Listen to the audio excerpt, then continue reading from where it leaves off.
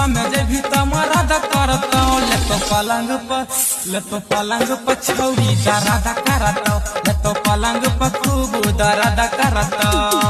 ससुरा में जे भी तमरादा करतो हेगे ससुरा में जे भी तमरादा करतो ले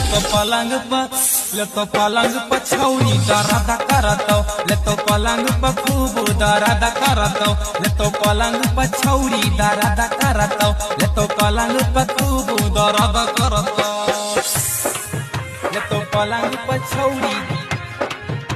दरादा करतो ले तो पलंग पर छौरी प्रजापति रिकॉर्डिंग स्टूडियो दरादा करतो चांदपुर सिंगिंग बाय सोनू सिंह प्रजापति। हाँ कहे छियो प्याले छौरी रिहल सिहल गे रिहल गे सोच विचार नहीं हाथा बाटे माल